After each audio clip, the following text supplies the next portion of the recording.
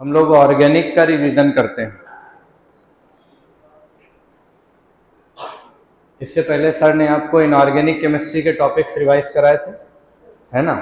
तो organic chemistry में अगर देखा जाए तो प्रीवियस ईयर का अगर थोड़ा सा एनालिसिस करें आप, तो प्रीवियस ईयर में अप्रॉक्सीमेट जब हम देखते हैं तो कितने क्वेश्चंस अगर हम लोग देखें तो प्रीवियस ईयर में आते हैं। ऑर्गेनिक केमिस्ट्री के हम लोग देखते हैं 18 क्वेश्चन के आसपास आते हैं, ठीक है। 18 क्वेश्चंस, 18 क्वेश्चन। तो ये बड़ा अच्छा सा, और कहते हैं काफी 45 क्वेश्चन या 50 क्वेश्चन देखो तो काफी बड़ा रेशियो होता है। अब लास्ट टाइम पे हमें इसको अगर रिवीजन करना है तो देखो रिवीजन करने का पैटर्न क्या है, पहले ये समझ लो, उसके बाद टॉपिक स्टार्ट करेंगे। और जब तक रिवीजन हो तो आपको 4 एनसीईआरटी टोटल मिली। एनसीईआरटी में जब आपको लेके आना है तो एनसीईआरटी में आपको मैं पेज भी दिखाता रहूंगा कि एनसीईआरटी में कहां से कैसा क्वेश्चन बना है। एक तो एनसीईआरटी में आपको 11th की एनसीईआरटी का सेकंड पार्ट पहले मैं रिवाइज कराऊंगा, सेकंड पार्ट 11th एनसीईआरटी, ठीक है, ये आपके पास होना चाहिए। उसके बाद सेकंड पार्ट में 12th की एनसीईआरटी।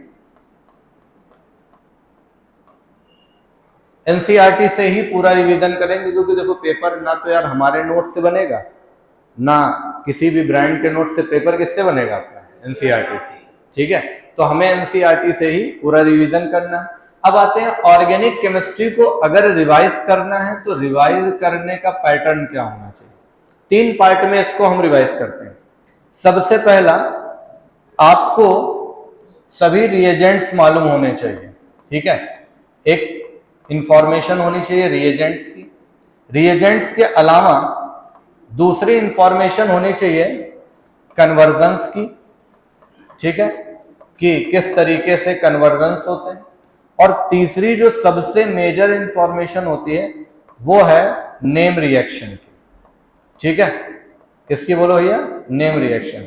तो मैंने शायद आपको एक चार्ट दिया हुआ है, ठीक है। इसमें देखो सारी नेम रिएक्शंस इंक्लूडेड है। जितनी भी नेम रिएक्शंस आप लोग पढ़ते हो वो सारी की सारी नेम रिएक्शंस क्या है? इंक्लूडेड है, ठीक है। तो आपको अगर ये 3 चीजें मालूम है, रिएजेंट्स पता है, कन्वर्जन्स पता है, और बोलो क्या मालूम है? नेम रिएक्शंस पता है, तो पूरी ऑर्गेनिक क्या हो गई? रिवाइज हो गई, ठीक है। अब जैसे मैं आपको एट अ रैंडम पूछ दूं, एट अ रैंडम अगर मैं पूछ दूं कि रिएजेंट्स के बारे में, कोई भी रिएजेंट्स मान लो मैं पूछ दूं, जैसे मैं छोटा सा रिएजेंट अगर आपसे पूछूं, ओरली पूछ रहा हूं, CrO3 H2SO4, एनसीईआरटी में इस रिएजेंट को एक नाम दिया गया है, याद है कौन सा रिएजेंट होता है? Johns reagent. कौन सा रिएजेंट? Johns reagent. जो क्या करता है? 1 डिग्री अल्कोहल को किसमें चेंज करता है? Carbonyl compound, aldehyde. और अगर वहीं पर एल्डिहाइड ना निकाला गया तो किसमें चेंज कर देता है? फर्दर कार्बोक्सिलिक एसिड में, ठीक। दूसरा, अगर 2 डिग्री अल्कोहल हुआ तो किसमें चेंज करेगा? कीटोन्स में। क्या कीटोन्स का ऑक्सीडेशन ये करा पाएगा? नहीं सर। कीटोन्स का ऑक्सीडेशन सिर्फ करा पाते हैं तो कौन करा पाता है? स्ट्रॉन्ग ऑक्सीडाइजिंग एजेंट करा पाते हैं ना। अब स्ट्रॉन्ग ऑक्सीडाइजिंग एजेंट कौन कौन से होते हैं ऑर्गेनिक केमिस्ट्री में, बता सकते हो भैया? स्ट्रॉन्ग ऑक्सीडाइजिंग एजेंट कौन कौन से होते हैं? एक आपके पास में है KMnO4, किस मीडियम में? बेसिक मीडियम, ठीक है। दूसरा कौन सा है बोलो यार? K2Cr2O7, कौन से मीडियम में? Acidic medium. और कौन सा बोलो यार? HNO3, clear. HNO3 जो होता है ये कौन सा? दोनों मीडियम में। अगर हम देखें तो इसे डाइल्यूट भी ले सकते हैं और कॉन्सेंट्रेटेड भी ले सकते हैं। तो इस तरीके से हम आपको इन 3 पार्ट्स में रिवीजन कराएंगे, ठीक है ना। आइए जरा रिवीजन शुरू करते हैं। सबसे पहले एनसीईआरटी में जब इंट्रोडक्शन होता है, तो इंट्रोडक्शन जब होता है तो इंट्रोडक्शन किस तरीके का होता है हम लोग यहां पर समझेंगे और जानेंगे भैया, ठीक है, कि इंट्रोडक्शन में हम लोग कैसे करते हैं। सबसे पहले एक बात बताइए, फर्स्ट मेंबर, एल्केन का सबसे पहला मेंबर कौन सा होता है? एनसीईआरटी की पहली लाइन है, बोलो कौन सा होता है? बोलो मीथेन।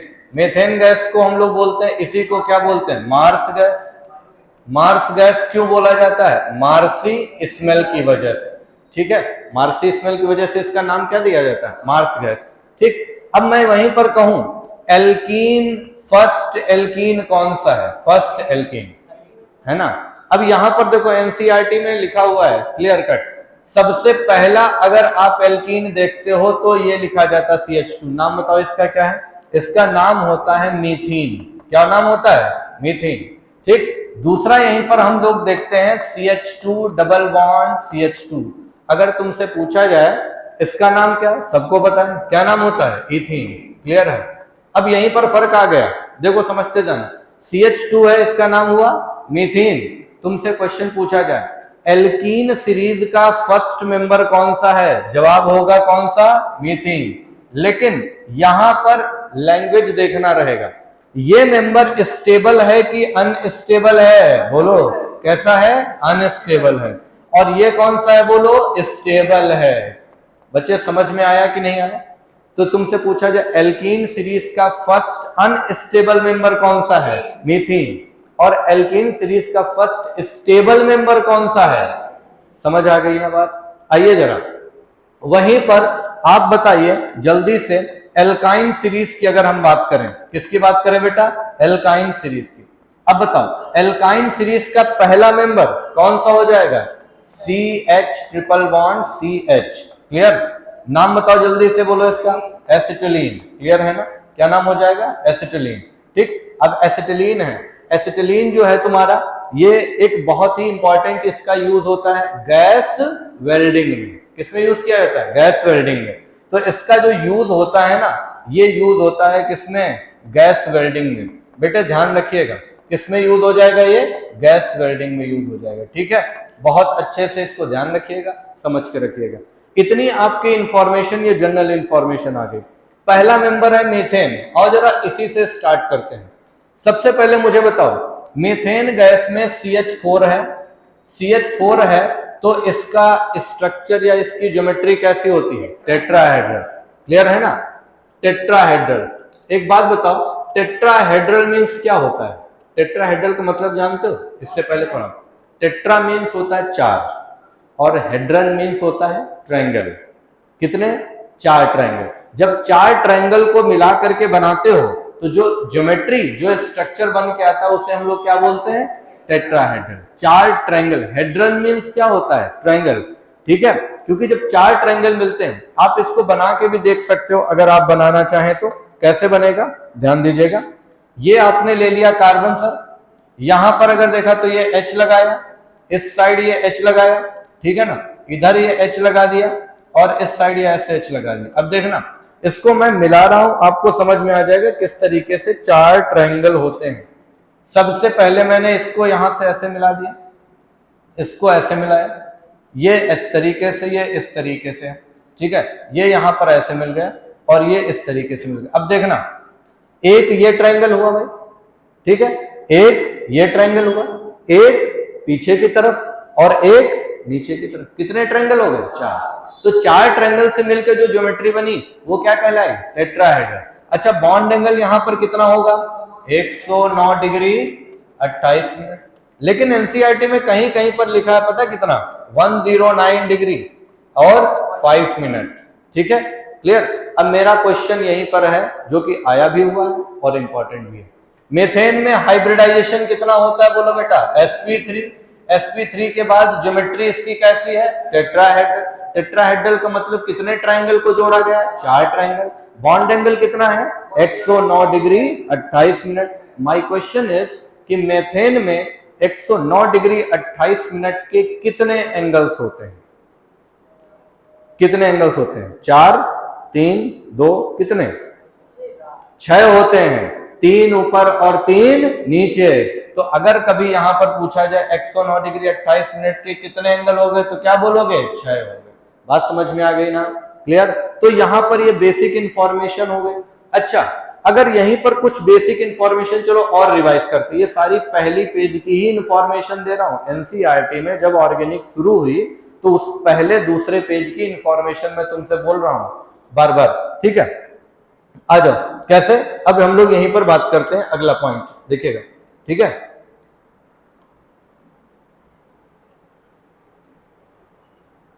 आइए मैं आपसे बोलूं, सबसे पहले मुझे बता दीजिएगा, जब कभी आपसे पूछा जाए फर्स्ट ऑर्गेनिक कंपाउंड कौन सा है, बोलो फर्स्ट ऑर्गेनिक कंपाउंड कौन सा है? यूरिया। मैंने ये थोड़ी ना बोला फर्स्ट सिंथेसाइज्ड ऑर्गेनिक कंपाउंड कौन सा है। यूरिया क्या है? First synthesized organic. अच्छा ये बताओ, यूरिया से पहले क्या कोई ऑर्गेनिक कंपाउंड नहीं था? क्या था ना? फर्स्ट ऑर्गेनिक कंपाउंड तो बहुत सारे थे, स्टार्टिंग से थे। आप देखो जितने मैक्रोमोलिक्यूल, जितने बायोमोलिक्यूल्स होते वो तो स्टार्टिंग से थे ना। स्टार्च, प्रोटीन, भैया प्रोटीन ना होता तो क्या हम लोग बन पाते? नहीं ना, बन ही ना पाते। तो अगर देखा जाए स्टार्टिंग से तो बहुत सारे ऑर्गेनिक कंपाउंड थे, लेकिन तुमसे पूछा जाए फर्स्ट सिंथेसाइज्ड ऑर्गेनिक कंपाउंड कौन सा है? कौन सा है? यूरिया। ठीक है, अब यूरिया जो है सबसे पहले अगर देखा जाए तो यूरिया को किससे बनाया गया? यूरिन, ह्यूमन यूरिन होता है, ह्यूमन यूरिन लिया गया, ह्यूमन यूरिन का डिस्टिलेशन और वहीं पर बनाया गया। तो यूरिया फॉर्मूला बताओ बेटा क्या है? NH2CO NH2। चलो एक मैं पॉइंट यहीं पर पूछ रहा हूं, यूरिया का IUPAC नाम क्या है? रिवीजन कर रहे हैं ना, तो रिवीजन में तो मैं पूछ सकता हूं ये बातें, है ना। अगर पढ़ा रहा होता तो फिर मैं डिटेल में स्टडी कराता, एक एक सीक्वेंस में चलता। अब रिवीजन में तो मैं कुछ भी पूछ सकता हूं आप लोगों से, किसी भी चैप्टर को कनेक्ट करा सकता हूं। यूरिया है, यूरिया का फॉर्मूला होता है NH2CO NH2। कुछ लोग इसको ऐसे भी याद करते हैं NH2 the whole twice CO, है ना सर। अब आप मुझे बताओ, जब यहां पर आप देख रहे हो तो इसका IUPAC नाम क्या होगा? ऐसे नाम देते हैं। NH2 को क्या बोलते हो? एमिनो। क्या बोलते हैं? एमिनो। और ये क्या हो गया? एमाइड। कितने कार्बन का एमाइड? एक कार्बन का। नाम क्या हो जाएगा? बोलो भैया। एमिनो, एमिनो मिथेनामाइड होता है। क्या होता है? एमिनो मिथेनामाइड। ठीक, अब एक बात जरा और बता दिए, यूरिया एसिडिक नेचर का होता है कि बेसिक नेचर का होता है? बेसिक नेचर का। कैसे नेचर का? बेसिक।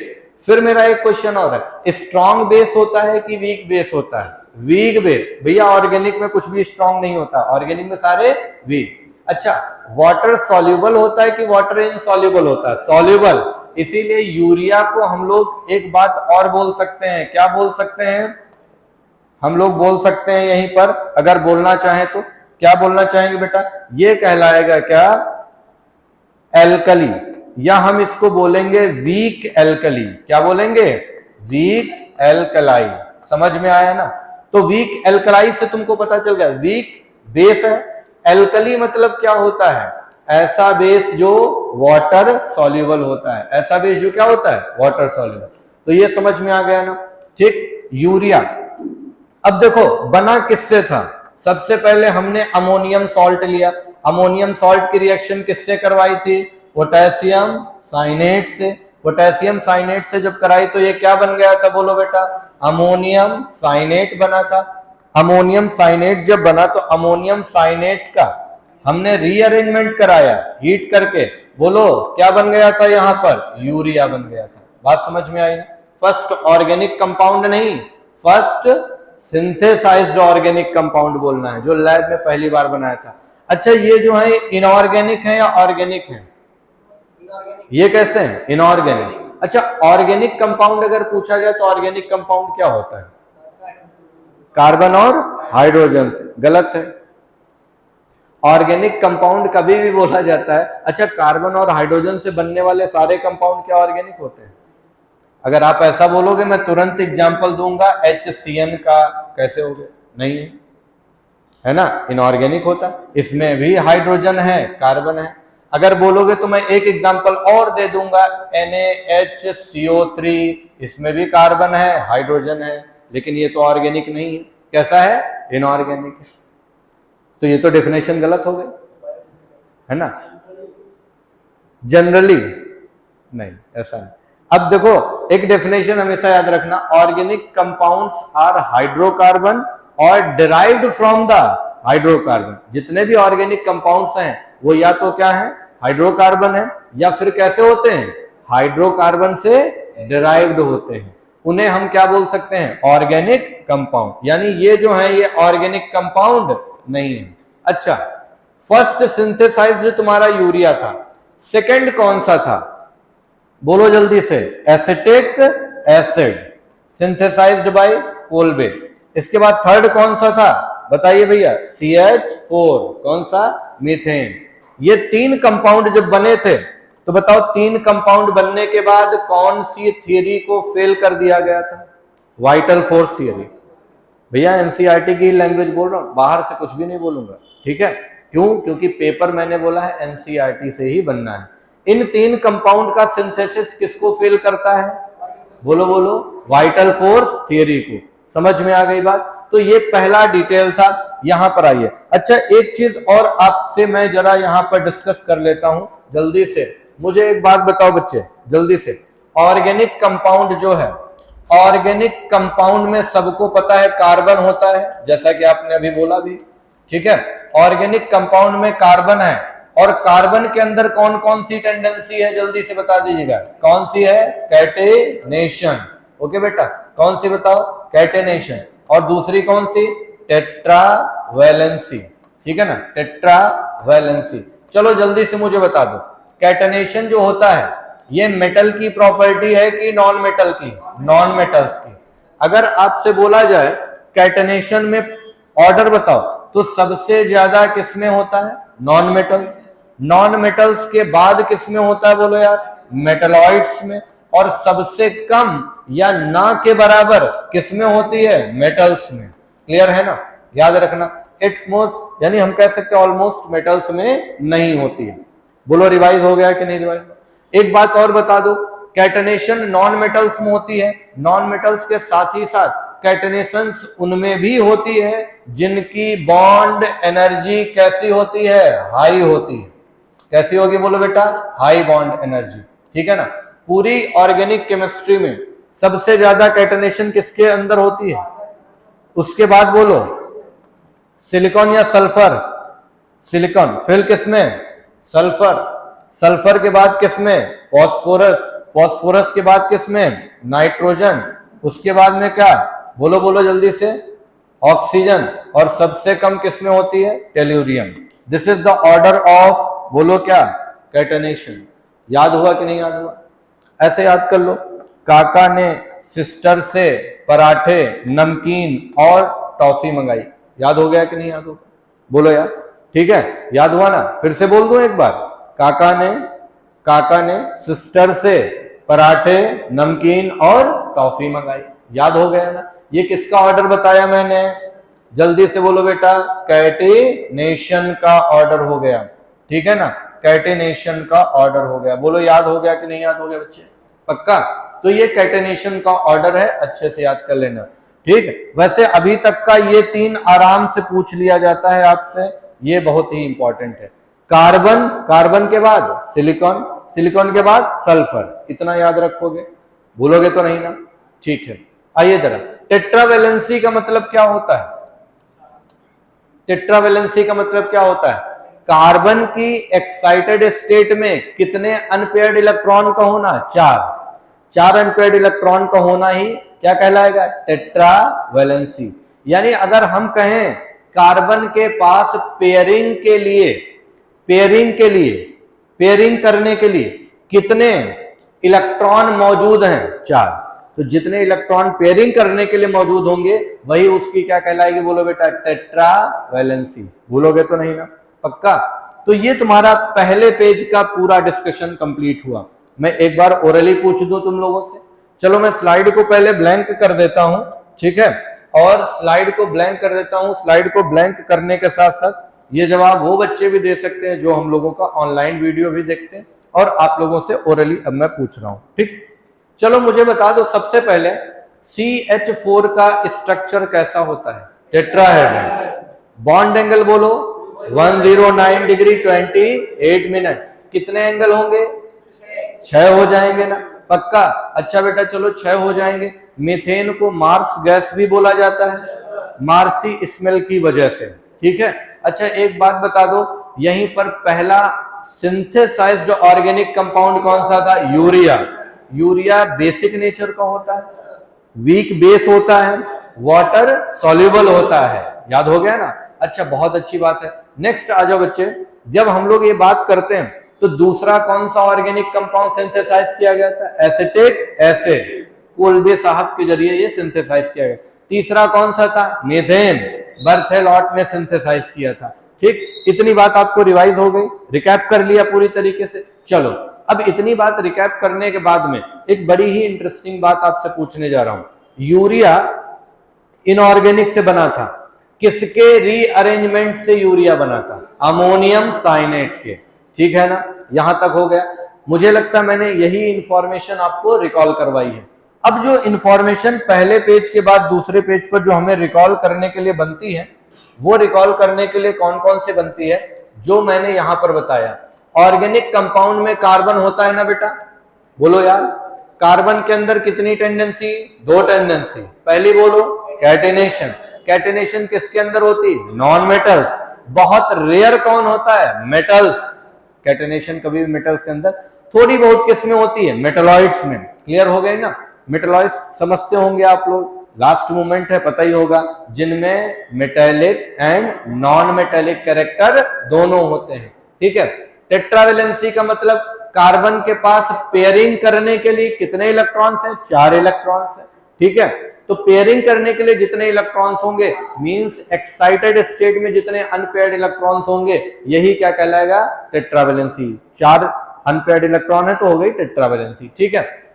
कैटेनेशन का ऑर्डर सबको याद हो गया। सबसे ज्यादा कैटेनेशन किसकी होती है? कार्बन, फिर बोलो सिलिकॉन, फिर sulphur, phosphorus, nitrogen, oxygen and tellurium. समझ गए बेटा? क्लियर है ना? अच्छा, एक बात बताओ, कैटेनेशन किसकी वजह से होती है? High bond energy. ठीक है? और वैसे भी कार्बन में बॉन्ड एनर्जी बहुत ज्यादा होती है बेटा, मालूम होना चाहिए, 83 किलो कैलोरी के आसपास होती है। इतना रिवाइज हो गया ना? आ जाओ, अब आगे बढ़ते हैं। यहीं पर एक जो अगले पेज का डिस्कशन है, जहां पे क्वेश्चन बनने के चांस लगते हैं, वो क्वेश्चन बनने का चांस है बेटा हाइब्रिडाइजेशन से। किससे बताओ बच्चे? हाइब्रिडाइजेशन से। ऑर्गेनिक केमिस्ट्री में कभी भी किसी पर भी हाइब्रिडाइजेशन अगर निकालना होता है तो हम एक छोटा सा यूज करते हैं, फॉर्मूला मालूम होना चाहिए, sp3 माइनस पाई। किससे निकालेंगे? sp3 माइनस पाई से। देखो यहीं पर सारा डिटेल आ जाएगा। sp3 माइनस पाई से कैसे? अगर पाई बॉन्ड के नंबर 0 हैं तो बताओ बेटा हाइब्रिडाइजेशन हो गया sp3। अरे बोलो यार, sp3।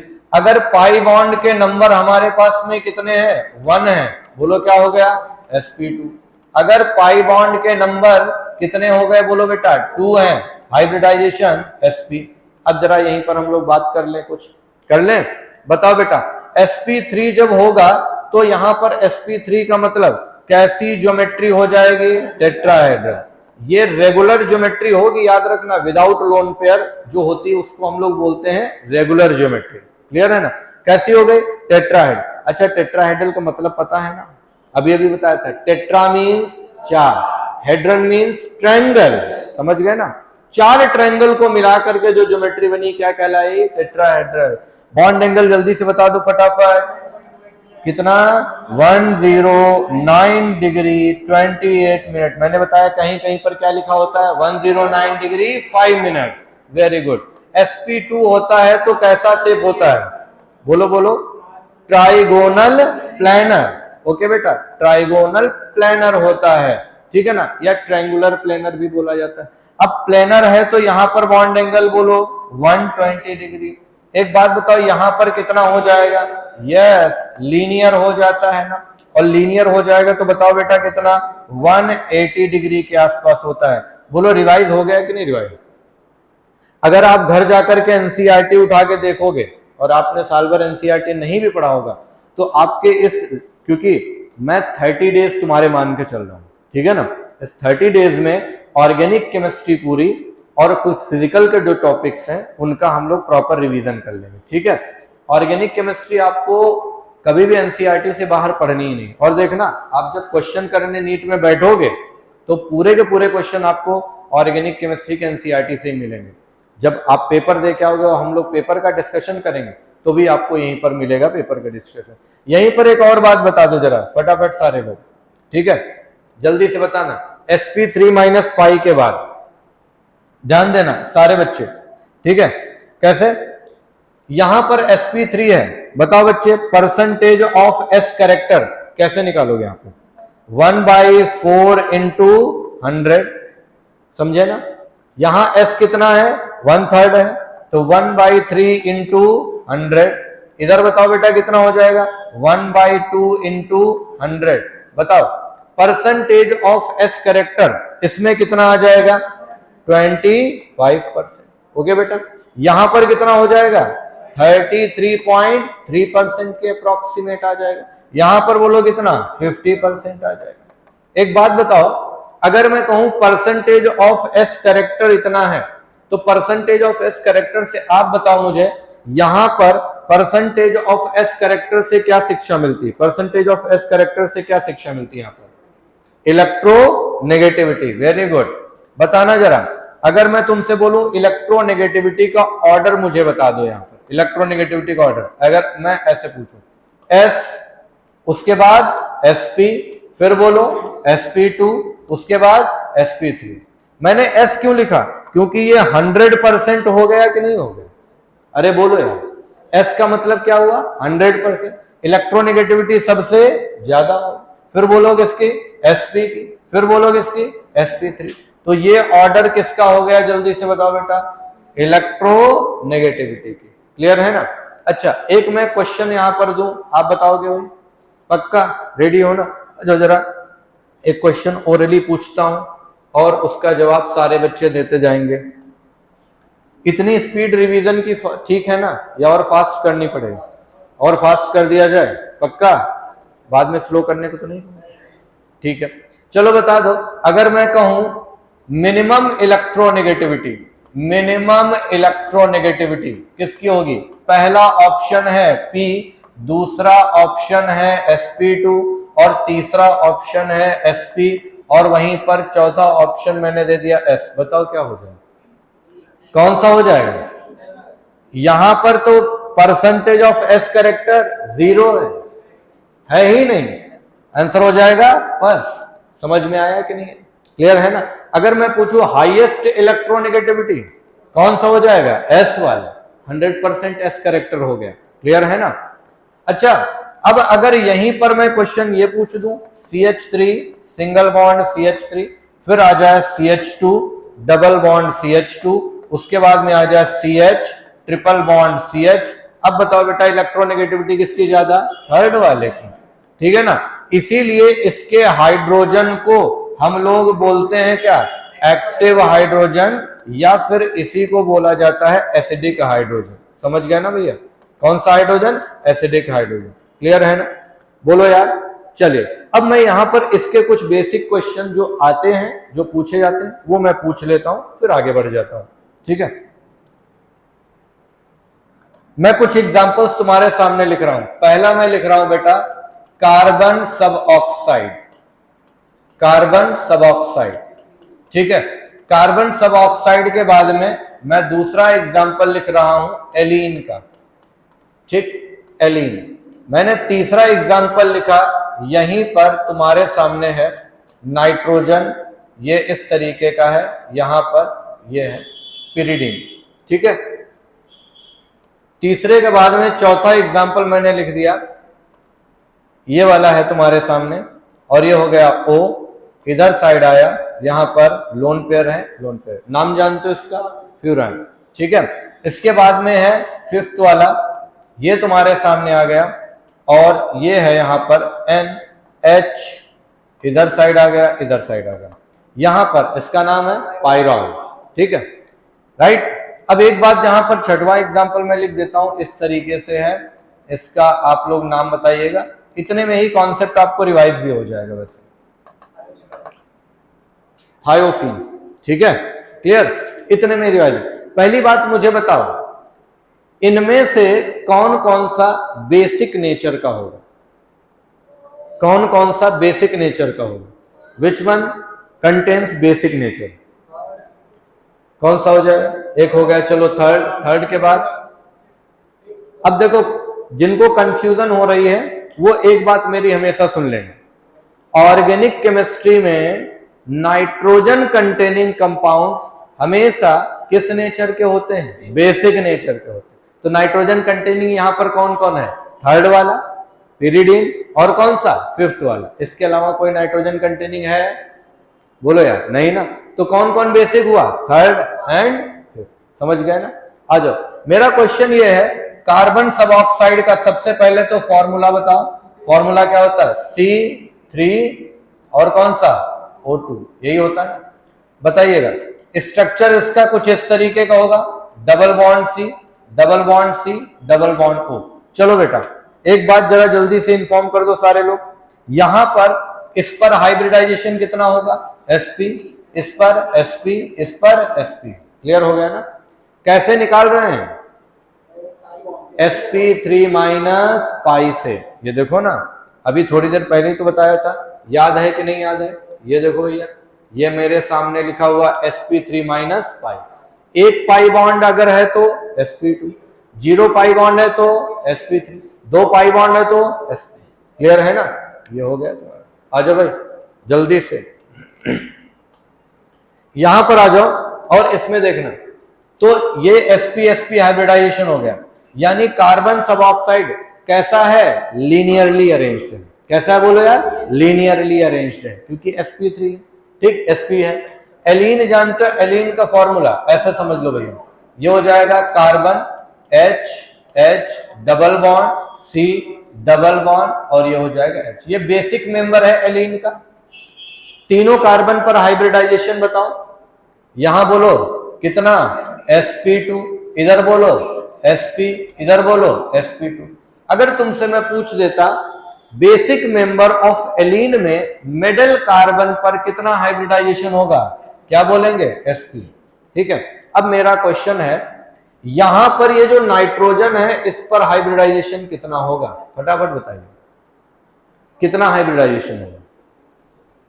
बोलो बोलो बोलो, शर्माइए नहीं, बिल्कुल। sp3 या sp2 क्या होगा? चलो मैं बताऊं, एक सिग्मा बॉन्ड इधर, एक सिग्मा बॉन्ड इधर और एक हो जाएगा लोन पेयर, यानी क्या? 2 सिग्मा प्लस 1 लोन पेयर। समझे ना? टोटल सम बोलो कितना आया? 3। 3 का मतलब क्या हो गया? sp2। ठीक है ना? अब मेरा क्वेश्चन सुनो, मेरा क्वेश्चन यहां पर यह है कि पिरिडीन में जो नाइट्रोजन पर लोन पेयर है ये हाइब्रिडाइजेशन में जाएगा या रेजोनेंस में जाएगा? हाइब्रिडाइजेशन। एक कॉन्सेप्ट हमेशा याद रखना, पूरी ऑर्गेनिक केमिस्ट्री में काम आएगा।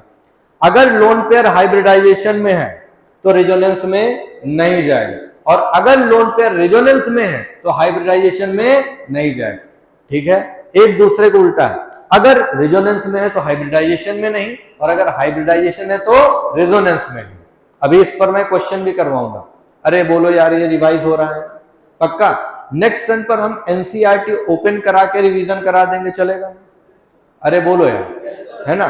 जब आप देखो यहां से रिवाइज करने का देखो बेनिफिट तब होगा जब आप घर जाकर के रिवीजन करेंगे। आप पेज देखिएगा एनसीईआरटी, जो जो मैं डिक्टो वर्ड बोल रहा हूं पूरा का पूरा आपको पता चल जाएगा। ठीक है, अभी हो सकता है कि कुछ लोग हमें जानते भी हैं और कुछ लोग हमें पहली बार देख रहे होंगे, है ना? तो जब आप 1-2 दिन इंटरेक्ट हो जाएंगे प्रॉपरली तो आपको कभी भी प्रॉब्लम नहीं आएगी। ठीक है सर, आइए जरा अब यहां पर आ जाओ।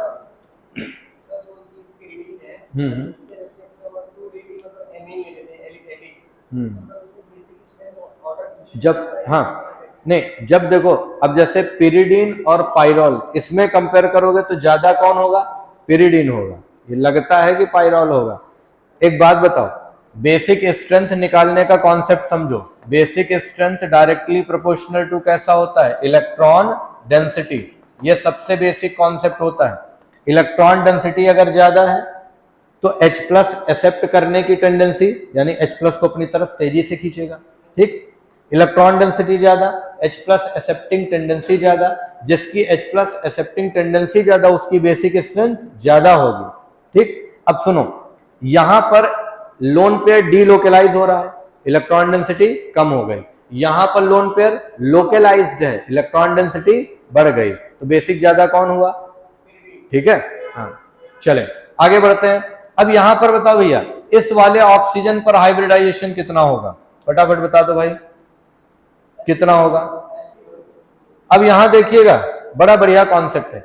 एक लोन पेयर तो डीलोकलाइज हो जाएगा, बचा कितना? एक टाइम पे एक ही तो होगा ना।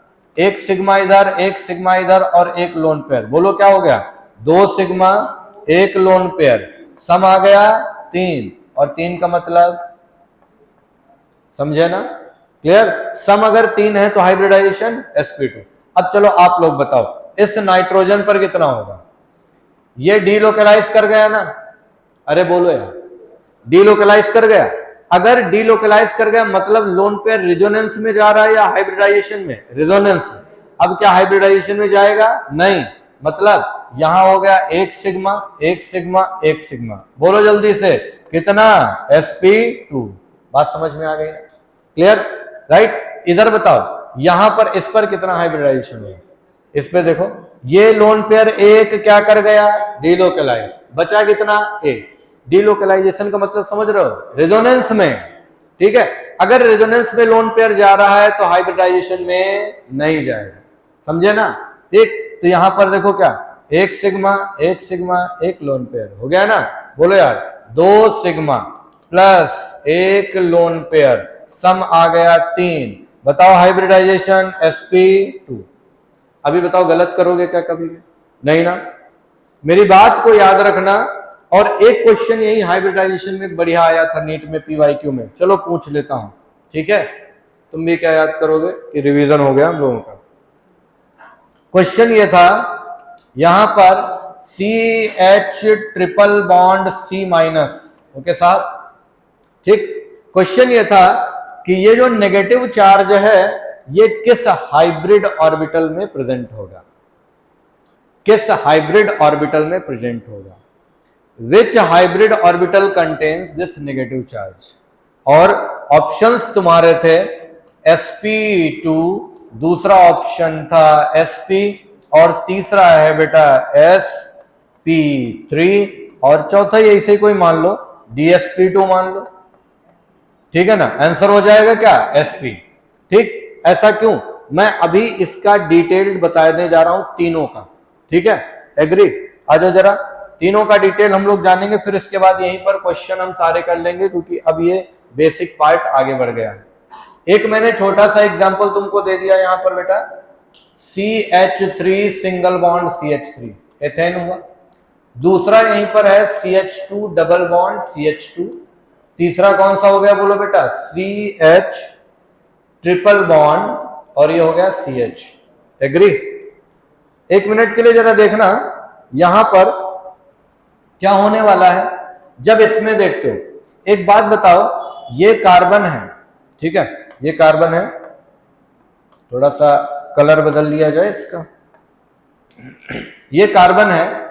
यहां पर अगर आप देखोगे तो आपके सामने, एक मिनट के लिए, ये हुआ, ये हुआ, ये हुआ और ये हुआ। ठीक, ये कार्बन है, ये हाइब्रिड ऑर्बिटल है, ये हाइब्रिड ऑर्बिटल है, ये हाइब्रिड ऑर्बिटल है और ये हाइब्रिड ऑर्बिटल है। मेरा क्वेश्चन आपसे ये है, यहां पर ये जो सिग्मा बॉन्ड बनेगा ये किसकी ओवरलैपिंग से बनेगा? ये किसकी ओवरलैपिंग से? sp3 एंड sp3 की। बोलो याद हो गया क्या? एथेन में जो कार्बन कार्बन के बीच में सिग्मा बॉन्ड बना है वो किसकी ओवरलैपिंग से बना है? sp3 और sp3। यहां पर ये बन रहा है sp3s की, sp3s की, sp3s की। ओके बेटा, sp3s की। ये देखो sp3s का हो गया, ये देखो sp3s का हो गया। अब मेरा क्वेश्चन ये है, टोटल सिग्मा बॉन्ड कितने हैं बोलो यार? 3 इधर, 3 इधर, 6, और एक बीच में हो गया 7, 7 सिग्मा बॉन्ड। 7 सिग्मा बॉन्ड के अंदर बताना, यहीं पर अगर मैं कहूं sp3s की ओवरलैपिंग से कितना सिग्मा बॉन्ड बना है? बोलो बेटा, 3 और 3 6। ठीक, उसके बाद sp3 और sp3 की ओवरलैपिंग से कितना सिग्मा बॉन्ड बना है? 1। डिटेल याद हो गई ना? एक बात बताओ, sp3 और sp3 की ओवरलैपिंग से बनना, इस कार्बन पर कितना हाइब्रिडाइजेशन है बोलो बेटा? sp3। इस पर कितना है? sp3। बोलो रिवाइज हो गया ना? मुझे बताओ, sp3 पर बॉन्ड एंगल अभी कितना पड़ा था? 109 डिग्री 28 मिनट। यहां पर 109 डिग्री 28 मिनट के कितने एंगल मिलेंगे? इसमें 6, इसमें 6, टोटल 12। समझ आया कि नहीं? ऐसे क्वेश्चन बनेंगे तो कंफ्यूज तो नहीं होगे ना? अरे बोलो यार। ठीक है, बेसिक लग रहा, अभी धीमे धीमे हम लोग लेवल पर आएंगे, स्टार्टिंग है अभी। ठीक है, धीरे धीरे आएंगे। यहां पर बताना, ये कार्बन है, ये कार्बन है, ओके, ये कार्बन कार्बन है। यहां पर अगर देखोगे तो एक बात बताओ, इसके पास में एक ये हाइब्रिड ऑर्बिटल हुआ, एक ये हाइब्रिड ऑर्बिटल हुआ। ठीक है, एक ये हाइब्रिड ऑर्बिटल है, एक ये हाइब्रिड ऑर्बिटल है, राइट। यहां पर अगर देखोगे तो एक ये हाइब्रिड ऑर्बिटल हुआ और एक इसका ये हाइब्रिड ऑर्बिटल हुआ। यहां पर देखिएगा, इसके पास में अगर आप देखोगे तो ये जो है एक अनहाइब्रिडाइज्ड पी ऑर्बिटल है, ये अनहाइब्रिडाइज्ड पी ऑर्बिटल है। क्लियर? अगर आपसे पूछा जाए यहीं पर क्वेश्चन देखिएगा, इसकी ओवरलैपिंग से सिग्मा बॉन्ड, इसकी ओवरलैपिंग से सिग्मा बॉन्ड, इसकी ओवरलैपिंग से सिग्मा बॉन्ड और इसकी ओवरलैपिंग से सिग्मा बॉन्ड। बताना, ये जब साइड वाइज ओवरलैपिंग होगी तो कौन सा बॉन्ड? Pi bond. ये साइड वाइज ओवरलैपिंग होगी कौन सा बॉन्ड? Pi bond. ये मान लो ये हो गया तुम्हारा 2pz और ये हो गया तुम्हारा 2pz। इसमें किसकी ओवरलैपिंग हो रही? sp2 और sp2। अब जरा इस डायग्राम से क्वेश्चन देखो कैसे बनेगा, बताओ मुझे जल्दी से। इसमें अगर मैं कहूं sp2 की ओवरलैपिंग से कितने सिग्मा बॉन्ड बने, आंसर हो जाएगा 1। ठीक है, ये हाइब्रिड ऑर्बिटल्स हैं जिनकी ओवरलैपिंग से बना सिग्मा बॉन्ड। अब बताओ sp2s की ओवरलैपिंग से कितने सिग्मा बॉन्ड बने? 6, 4 बने भैया। ठीक है ना, कितने सिग्मा बॉन्ड? 4। अच्छा, 2pz हाइब्रिड ऑर्बिटल है या अनहाइब्रिड ऑर्बिटल है? अनहाइब्रिडाइज्ड है। कितने हैं? मैं तुमसे यही क्वेश्चन पूछ लूं, बताओ भैया इथीन में अनहाइब्रिडाइज्ड ऑर्बिटल कितने हैं? बोलो कितने? 2, 1 और 2। कौन सा है? 2pz। क्लियर? अनहाइब्रिडाइज्ड ऑर्बिटल की ओवरलैपिंग से, साइड वाइज ओवरलैपिंग से कौन सा बॉन्ड बना? Pi bond. ये लो हो गया तुम्हारा, क्लियर हो गया ना, राइट। अब बताओ, दोनों पर sp2 हाइब्रिडाइजेशन है, प्लेनर होगा कि नहीं होगा? बॉन्ड एंगल कितना होगा? 120। बताओ बेटा, 120 अगर एंगल है तो 120 के कितने एंगल होंगे इसमें? 120 के टोटल कितने होंगे? 3 इसमें और 3 इसमें, टोटल 6। समझे कि नहीं समझे? अरे बोलो यार। ठीक है ना, यहां पर हो जाएगा 3 और 3 6। यहां पर sp3 के 109 डिग्री के टोटल कितने मिले थे? 12। 6 इधर और 6 इधर, टोटल 12। ठीक है ना, इसका करके दिखा दूं या ऐसे ही क्वेश्चन पूछ लूं? ऐसे ही पूछ लें, चलो बताना। यहां पर इसको थोड़ा सा खाली करना पड़ेगा, आ जाओ जरा। यहां पर तुम्हारे सामने है CH triple bond CH, okay बेटा, क्लियर? बताना, यहां पर sp और sp की ओवरलैपिंग से कितना सिग्मा बॉन्ड बनेगा? 1, बीच वाला। ठीक है, उसके बाद sp/s की ओवरलैपिंग से कितना बनेगा? 2, यानी टोटल सिग्मा बॉन्ड इसके पास 3। एक बात बताओ, अनहाइब्रिडाइज्ड ऑर्बिटल जो होंगे वो अनहाइब्रिडाइज्ड ऑर्बिटल टोटल कितने होंगे? ऐसे देख लो, 2py 2 हो गए, है ना, 2pz और 2pz कितने हो गए? टोटल 4। ठीक, इनकी ओवरलैपिंग से कितना बॉन्ड बनेगा? बोलो भैया, पाई बॉन्ड। इसीलिए पाई बॉन्ड 2 है और सिग्मा बॉन्ड 3 है। इंफॉर्मेशन। अब यहां क्वेश्चन देखो, जब साइडवेज ओवरलैपिंग होगी तो इसमें जो इलेक्ट्रॉन क्लाउड होगा, ठीक है ना, कौन सा बताओ बेटा? Electron cloud.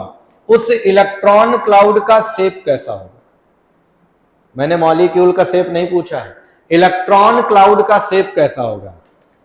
मालूम है, एनसीईआरटी में लिखा हुआ, पढ़िएगा भैया, सिलिंड्रिकल। ठीक है ना, कौन सा होता है, कैसा शेप होता है? सिलिंड्रिकल। ऐसे देखो, साइड वाइज ओवरलैपिंग जब होगी, इलेक्ट्रॉन क्लाउड कैसा हो जाए? सिलिंड्रिकल शेप का हो जाए। समझ गए ना? क्लियर? मॉलिक्यूल का शेप कैसा होगा? अभी भूल गए? अभी थोड़ी देर, लीनियर। इलेक्ट्रॉन क्लाउड का शेप सिलिंड्रिकल और मॉलिक्यूल का लीनियर। कंफ्यूज ना होना, जब क्वेश्चन पूछा जाए तो देख लेना शेप किसका पूछ रहा है। मॉलिक्यूल का या इलेक्ट्रॉन क्लाउड का। अच्छा, अगर ये सिचुएशन बेंजीन में आती तो मुझे बता दो जल्दी से, बेंजीन में भी तो साइडवेज ओवरलैपिंग होता है ना, बेंजीन में इलेक्ट्रॉन क्लाउड का शेप कैसा हो जाता है?